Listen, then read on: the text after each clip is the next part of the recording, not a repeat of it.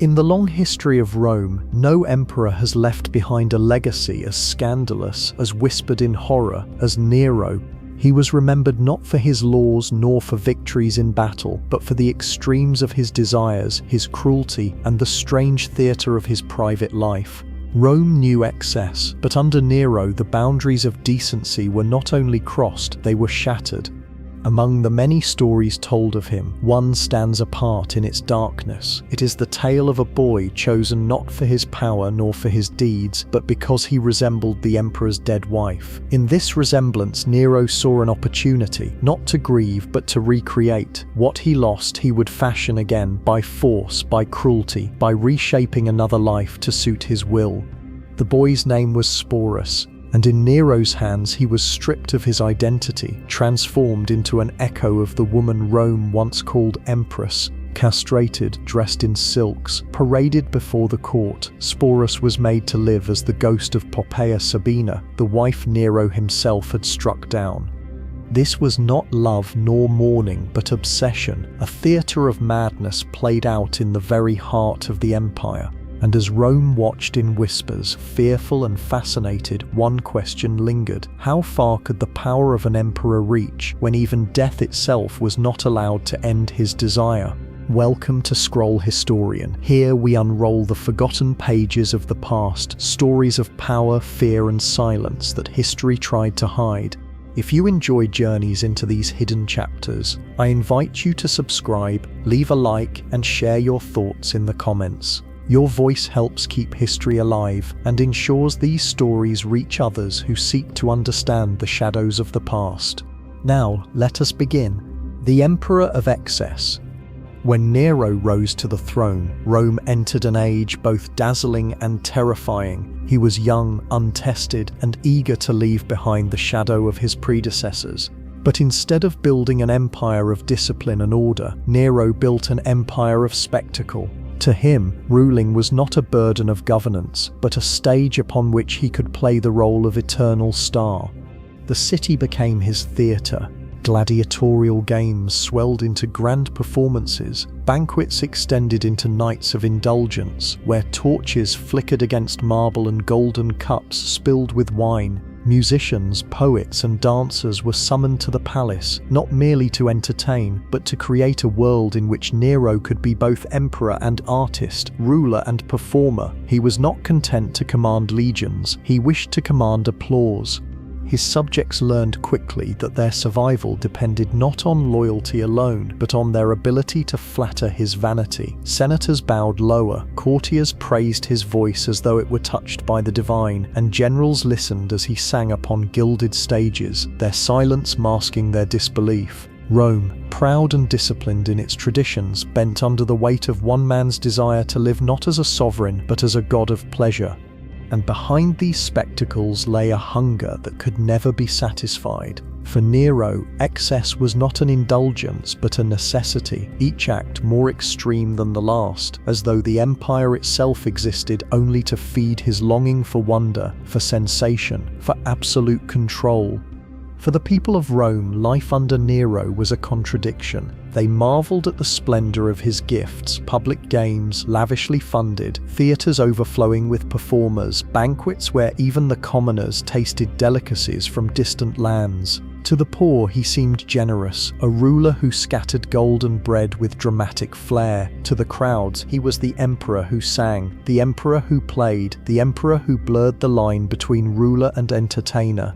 Yet beneath the glow of torches and the music of flutes, unease spread like shadow. Many whispered that these spectacles were distractions, that while Rome laughed and sang with its emperor, the foundations of the empire weakened. Soldiers fought and bled on distant frontiers, while Nero played his lyre in golden halls. Senators, once the guardians of Rome's dignity, were forced into the role of audience, their silence a mask for resentment. Still, few dared to speak openly. To criticize the emperor was to invite ruin, for Nero's appetite for control extended beyond pleasure. His rage was as swift as his indulgence, and Rome soon learned that its emperor demanded not just obedience, but adoration. Applause became a duty, silence became suspicion, and fear became the invisible chain that bound the empire together.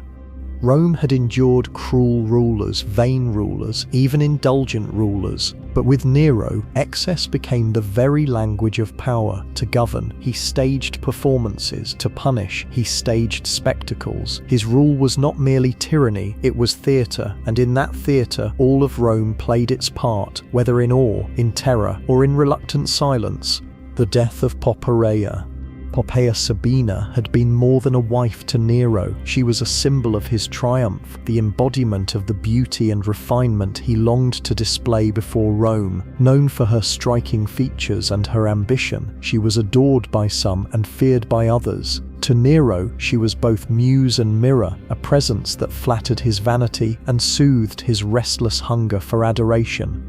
Her rise had been as controversial as it was swift. Once married to another, she had captivated Nero with her charm until he cast aside his first wife to claim her. The scandal of their union was spoken of in whispers across the empire, yet in Nero's eyes, Poppaea had transformed into the empress he believed Rome deserved, elegant, radiant, and untouchable. She walked through the marble halls of the palace with the quiet assurance of someone who knew she had bent an emperor to her will. But life in Nero's court was never secure. The same passions that raised Poppaea to power would also prove her undoing. For Nero's love was not steady. It was a flame that burned fiercely, yet without control, capable of warmth one moment and destruction the next. And Poppaea, though adored, was not immune to the storm of his moods. It was said that the tragedy came suddenly without warning. Poppaea, pregnant with Nero's child, dared to challenge him, perhaps over a minor matter, perhaps over a word spoken too sharply. In that moment, the emperor's temper, so often hidden beneath silk and spectacle, erupted, struck down not by an enemy, nor by fate, but by the very man who had once exalted her. Poppaea's life ended within the gilded walls she had come to rule. The death of Poppaea cast a heavy shadow over the empire. For Rome, it was a scandal whispered in markets and courtyards. The emperor, in a fit of rage, had struck down the very woman he had once raised to the highest place of honor. For Nero himself, it was a wound that bled into every corner of his private world. He grieved, but not as most men do. His grief was entangled with guilt, with anger, and with the refusal to let go. Poppaea had been more than a wife. She had been the crown upon his self-image, the proof of his power and taste. Without her, the halls of the palace felt empty, their silks and perfumes reduced to hollow reminders of what he had destroyed with his own hands. Some say he mourned with excess, building shrines to her memory, adorning statues and paintings with her likeness, surrounding himself with the echo of her beauty. Others whispered that his mourning was less devotion than obsession, that he sought not to honor her, but to recreate her, to command death itself to surrender what it had taken from him. In the silence after her passing, Nero's gaze turned restless once more. He looked upon his empire and saw no woman who could fill the void Poppaea had left. Yet among the faces at court, there appeared one who bore a strange resemblance. It was not a noble woman, nor a rival empress, but a boy. His name was Sporus, and in the emperor's tormented mind, this boy became the vessel through which Poppaea might live again. The boy named Sporus. Sporus was young, unremarkable in the eyes of most, yet in Nero's gaze he became something far greater. His features carried a delicate beauty, a softness that echoed the memory of Poppaea. Where others saw only a boy, Nero saw an image, a possibility, the chance to bend reality into the shape of his desire. In the cruel logic of the emperor, resemblance was enough. Poppaea was gone, but her face could be summoned again, her presence conjured not through memory, but through flesh reshaped. Sporus became the canvas upon which Nero sought to paint his lost love, not as he had been, but as he wished her to remain, forever young, forever obedient, forever his. The boy himself had no choice. To be chosen by Nero was not fortune but fate, a summons that could not be refused. One day Sporus lived as himself, the next he was caught in the emperor's obsession, drawn into a transformation from which there would be no return. His name, his identity, his very body would be stripped away in service to the madness of a grieving ruler who refused to surrender to death. In the silent chambers of the palace, where marble columns rose like watchful sentinels, Sporus entered into a role he had never sought. He was no longer merely a boy, he was the shadow of Poppaea, summoned back into the world by the will of an emperor who could not bear to let her go. For Nero, desire was never restrained by custom, by law, or by mercy. What he wished, he believed, must exist, and so Sporus, chosen for his resemblance to the empress now lost, was forced into a transformation that Rome would never forget. The act was brutal, spoken of in whispers that carried both horror and disbelief. Sporus was castrated, his youth and his identity taken from him in a single command of imperial will. It was not medicine, nor ritual, nor any act with purpose beyond Nero's desire. It was the reshaping of a body to satisfy the grief of a ruler who refused to accept that death could claim what belonged to him. From that moment, Sporus ceased to be himself. The silks of Poppaea were draped upon him. Jewels that once adorned the empress now shone on his altered form. He was dressed, not as a boy, not even as a man, but as a living echo of the woman Nero had destroyed with his own hand. The palace, which had once trembled with the presence of Poppaea, now echoed with her shadow in another's body. The courtiers watched in silence, torn between fear and revulsion. Some dared to look only in stolen glances, their faces betraying disbelief. Others pretended admiration, their voices trembling as they praised what they could not condemn. And Rome itself, hearing the stories that spilled beyond the palace walls, wondered whether their emperor had descended beyond madness, or whether this was simply the natural end of power without limits.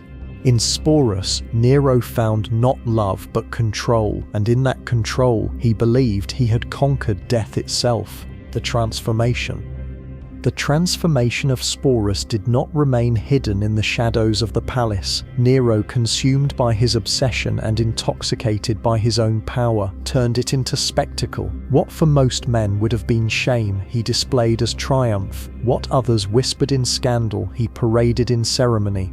In a court where every gesture was theatre, Sporus became the centerpiece of a performance more unsettling than any gladiatorial contest. Draped in the silks of Poppaea, adorned with her jewels, his presence was announced not as that of a boy, but as the return of an empress. The courtiers, gathered in fearful silence, watched as Nero presented his creation with pride, as though he had defied the gods themselves by snatching life back from death. To the emperor, Sporus was no longer an individual. He was an image, a shadow restored to light, the living embodiment of Nero's will to deny loss. And so step by step, he was led into a role written not by fate, but by obsession, a role in which he could never be himself again.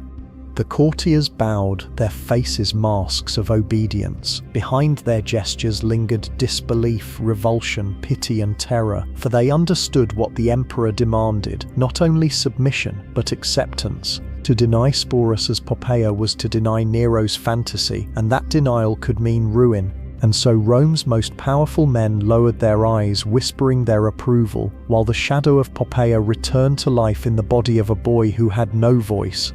The moment of ceremony came with the full weight of imperial spectacle. Nero, unwilling to let his creation remain a private secret, declared it before Rome itself. Sporus was paraded through the palace halls in the attire of an empress, veils flowing, jewels glittering, each step a living performance of the emperor's will.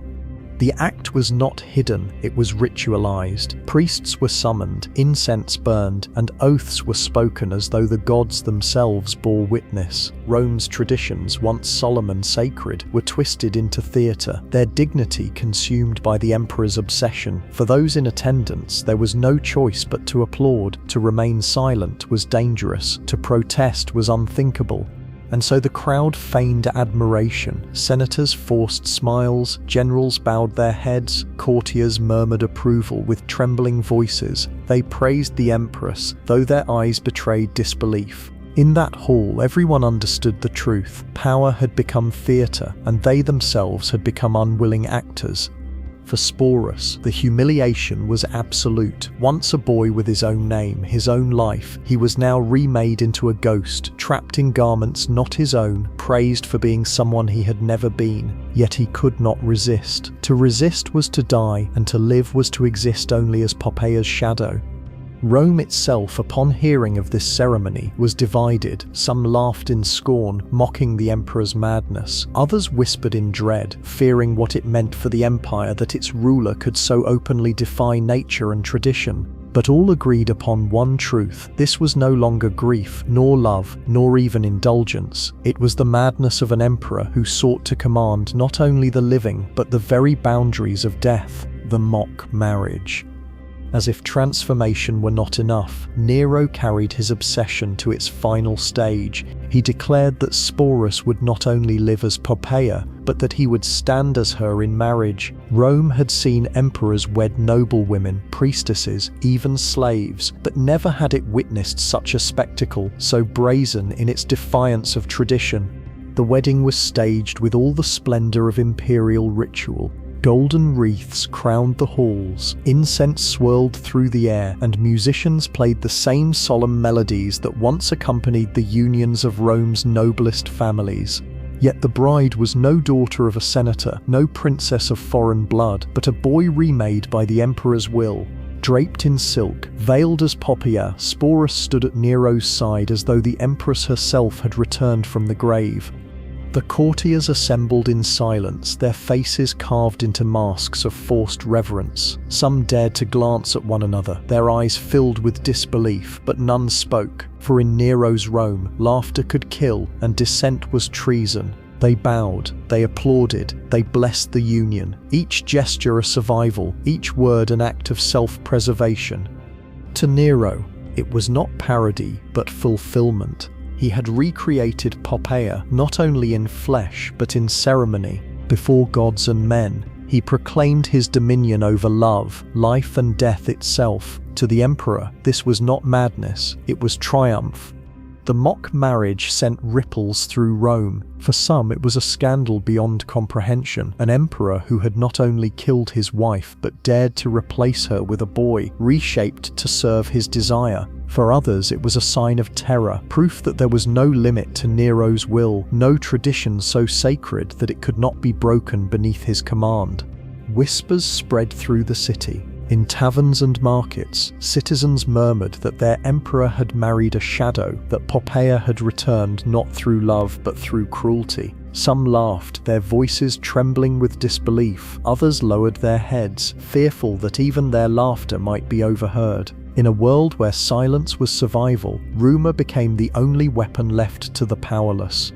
Within the palace, the farce continued. Nero addressed Sporus as his empress, presented him to foreign dignitaries, and paraded him through Rome as though nothing were amiss. He staged their union, not as scandal, but as a statement of power, proof that the emperor's desire could rewrite the laws of nature and the customs of the empire. Yet, behind the gold and ceremony lingered unease. Courtiers bowed, but their eyes betrayed revulsion. Senators applauded, but their hearts seethed with contempt. And soldiers, watching their emperor in disbelief, began to wonder whether the empire's strength was being consumed not by enemies at the gates, but by the madness of the man upon its throne. In that union of silk and shadow, Rome saw the mask of its own fragility. Power had become theatre, grief had become obsession, and love had become cruelty, and all of it was bound in a marriage that history would never forget. Legacy of madness. Long after Nero's reign had ended in ruin, the story of Sporus remained one of the darkest shadows cast by his rule. Rome had known cruelty, it had seen excess, but this tale of a boy castrated and paraded as the ghost of a dead empress lingered as proof of how far power could stray when bound only by desire. Historians debated Nero's motives. Some claimed it was grief, a twisted attempt to undo the death of Poppaea. Others argued it was vanity, the ultimate performance of an emperor who wished to prove that even death could not defy his will. But whatever the reason, the memory of Sporus stood as testimony not to love but to madness. For Sporus himself, history offered little voice. His life became a shadow written into another's tragedy, his identity consumed by the emperor's obsession. He was remembered not as who he had been, but as what he had been forced to become, the reflection of a woman he never knew, the unwilling participant in a theatre of cruelty. And so long after Nero's name became a symbol of tyranny and fire, the tale of Sporus endured, whispered as one of Rome's most chilling reminders of what absolute power can demand and what humanity can lose when desire turns to obsession. In the centuries that followed, Nero's name became a symbol of decadence, cruelty and fire. Poets and chroniclers remembered him not for the empire he governed, but for the theatre of excess he staged with his life. Among the many tales that defined his legacy, none captured Rome's imagination more vividly than the story of Sporus, the boy transformed into a widow, the echo of a dead empress brought back by force. This act, so grotesque and yet so intimate, revealed more about Nero than any decree or battle. It showed an emperor who believed himself above the laws of nature, who sought to master life and death not with armies but with his own desire. It was the ultimate mask, a performance so cruel that it blurred the boundary between love and power, grief and madness. Sporus himself faded into history, his voice silenced, his story remembered only through the lens of the emperor who consumed him. And yet in that silence, his fate speaks louder than the songs Nero once performed upon gilded stages. It is the silence of a life erased, reshaped and paraded, a silence that history could never fully conceal. Thus the tale of Nero and Sporus endured, whispered across the centuries as a reminder of power unbound. In the union of emperor and boy, Rome glimpsed the abyss into which desire can fall when chained to authority without limit. And in that abyss the world found not love reborn, but the legacy of madness.